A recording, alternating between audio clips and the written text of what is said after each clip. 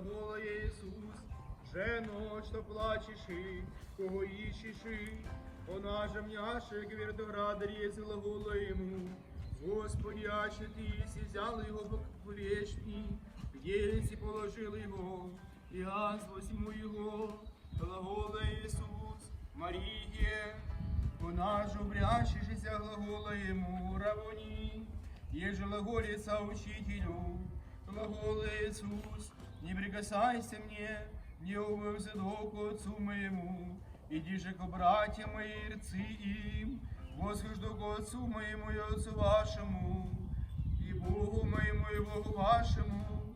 Приди же Мария Магдалина, поведающая учеником, яко видя Господа, и сия рече ей. Слава тебе, Господи, слава тебе. Господу помолимся всем всім.